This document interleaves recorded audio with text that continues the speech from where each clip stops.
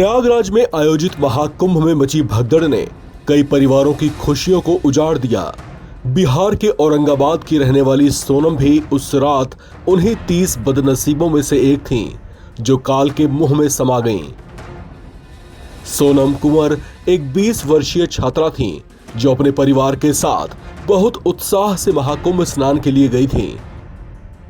पढ़ाई लिखाई में बेहद होनहार सोनम के लिए उनकी मां गंगा जी में स्नान कर मन्नत मांगने वाली थीं, लेकिन इससे पहले कि वो बेटी की उज्जवल भविष्य की कामना कर पाती, अचानक बची भगदड़ की चपेट में उनकी बेटी आ गई।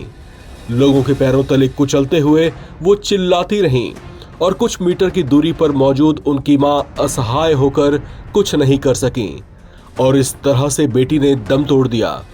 उस काली रात का जिक्र कर रोते रोते सोनम की मां रजनी कुंवर ने बताया कि उस दिन उनका परिवार भीड़ भाड़ से होते हुए संगम में स्नान करने जा रहा था। तभी लोगों में अचानक अफरा तफरी मच गई। देखते ही देखते आंखों के सामने भगदड़ मच गई।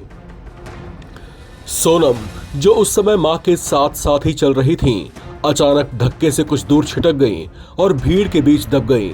सोनम की मां रजनी कुंवर ने बताया कि भीड़ में फंसते ही सोनम बचाओ बचाओ चिल्लाने लगी थी। देखते ही देखते भीड़ के दबाव से उनका पैर भी जमीन से उठ गया था और वो भी खुद को संभाल नहीं पाई और गिर पड़ी और बचाओ बचाओ का विलाप करने लगी। उन्होंने बताया कि इसके कुछ ही देर बाद उनकी आंखों के आगे से सोनम लापता हो गई। साथ गए बाकी लोगों का भी उस समय कोई अता पता नहीं चल रहा था। रजनी कुंवर इस भीड़ से बच तो गई, लेकिन उनको भी चोटें आई। भीड़ कुछ छटी तो लापता हुई बेटी को तलाशना शुरू किया गया। रजनी ने बताया कि बहुत सारे लोग जमीन पर बेसुध से पड़े हुए थे, कुछ तड़प रहे थे। उनके परिजनों के रोने चिल्लाने से उनका मन भी किसी अनहोनी की शंका में बैठा जा रहा था। उन्होंने बेटी की तलाश को तेज करने के लिए लोगों को अलट पलट कर देखना शुरू किया। उन्होंने बताया कि इसके बाद प्रयागराज जिला प्रशासन ने सोनम के आधार कार्ड को देखकर उन्हें जो सूचना दी, उसे सुनने के बाद उन्हें जोर से धक्का लगा। वही हुआ जिसकी उन्हें शंका थी। बेटी सोनम इस भगदड़ में मारी गई।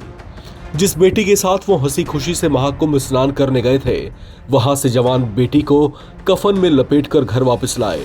सोनम की मौत ने परिवार को तोड़कर रख दिया है।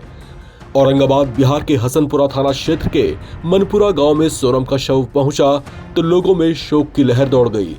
परिजनों का विलाप सुनकर हर किसी की आंखें नम हो आईं। इस हादसे ने उनकी बेटी को हमेशा हमेशा के लिए उनसे जुदा कर दिया है। सोनम के पापा उसे याद कर यही कहे जा रहे हैं कि वो जीवन में कुछ बड़ा करना चाह रही थी। उसके लिए उन्होंने बहुत से सपने भी संजोए हुए थे, लेकिन सब एक पल में ही धरे के धरे रह गए। महाकुंभ की भगदड़ में कुल 30 लोगों के मारे जाने की आधिकारिक पुष्टि की गई है, जबकि बहुत से लोग ऐसे हैं जो अभी भी अपनों की तलाश में भटक रहे हैं।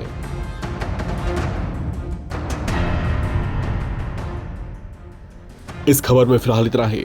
बाकी अपडेट्स के लिए आप बने रहें एनबीटी ऑनलाइन के साथ।